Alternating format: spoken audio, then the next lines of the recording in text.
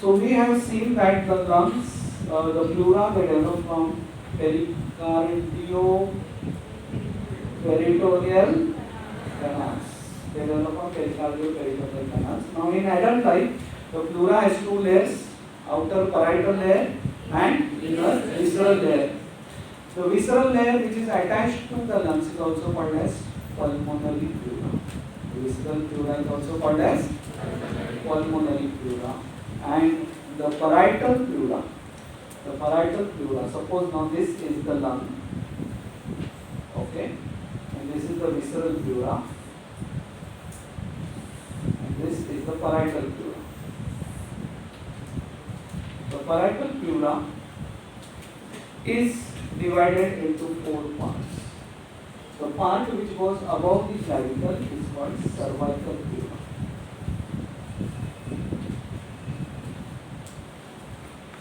The part which is in contact with the ribs is called as costal pleura. The part which is in contact with the diaphragm is called as diaphragmatic pleura. Diaphragmatic pleura. Cervical pleura is above the clavicle, contact with the ribs. So this pleura over here covering the apex of the lung is called as cervical.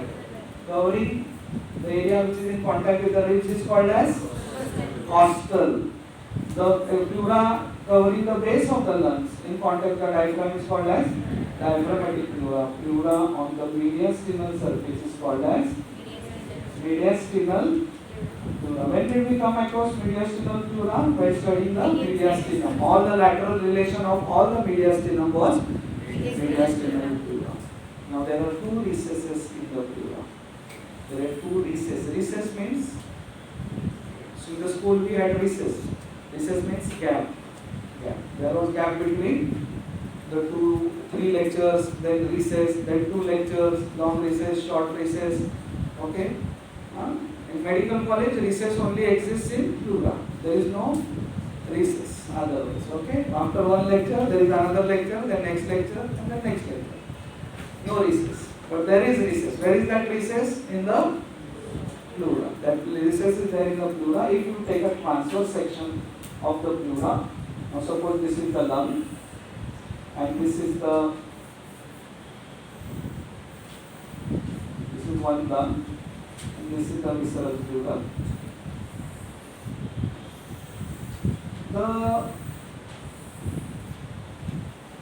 This is visceral pleura, and this is the parietal pleura. So this is the anterior border of lung. I have taken cross section, a transverse section. Okay, this is posterior, this is anterior. You are looking at a cross section. So both the lungs will be here like this. Okay, the other lung will be here, and this is the visceral pleura of the other lung, and inside there is this other lung. So here, anteriorly especially, this gap is the costo-mediastinal recess.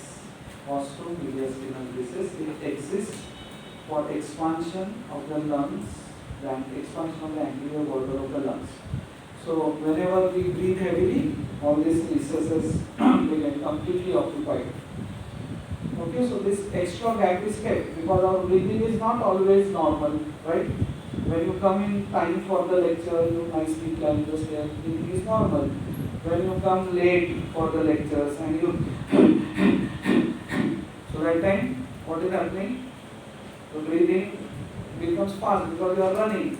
So then the lung needs extra space. Space means gap. Gap means recess. Okay? Then in the coronal section, suppose the diaphragm is like this. The visceral pleura goes down on the sides, on both the sides.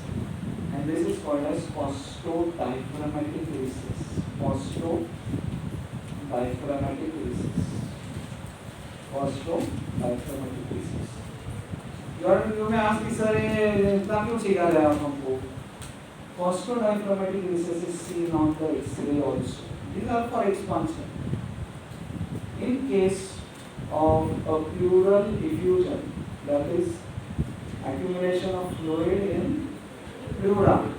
ओ क्या हो गया ना, मेरे चाचा के छाती में पानी हो गया.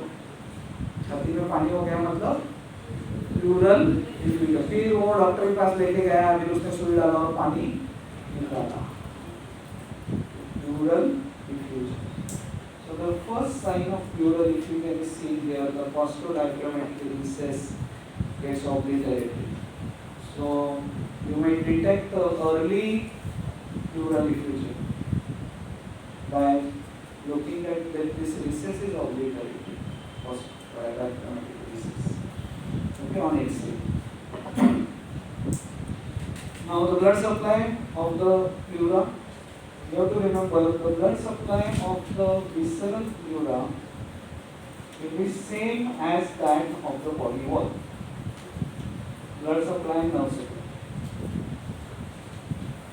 Visceral pleura will be same as body wall, and parietal pleura will be same as body wall. I'm so sorry. The blood and nerve supply of the parietal pleura will be same as body wall, and the nerve and blood supply of the visceral pleura will be same as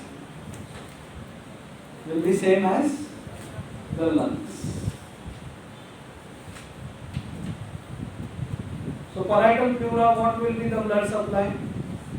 Internal thoracic artery, musculophrenic artery. Okay. While what will be the blood supply of the visceral pleura? Bronchial arteries. The lung is supplied by bronchial arteries. See, there is pulmonary artery which is getting, but it is getting deoxygenated blood. Bronchial arteries, they arise from the descending thoracic aorta and some intercostal arteries also. So they bronchial arteries, they supply the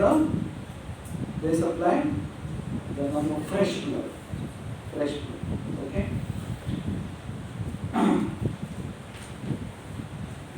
While pulmonary arteries, they also supply blood, but उसमें कुछ मजा नहीं है, दम नहीं. It's like junk food. आप क्या junk food भी खाते हैं और माँ के हाथ का खाना भी खाते हैं. माँ के हाथ का खाना is bronchial arteries. Junk food is pulmonary arteries. उसमें कुछ है ही नहीं, ऐसे ही खा रहे, जैसा आ रहा है ब्लड आ रहे हैं. Nerve supply. Nerve supply of the visceral pleura will be same that of lungs. So what is the nerve supply of lungs? T2 to T5. T2 to T5 sympathetic and parasympathetic from vagus.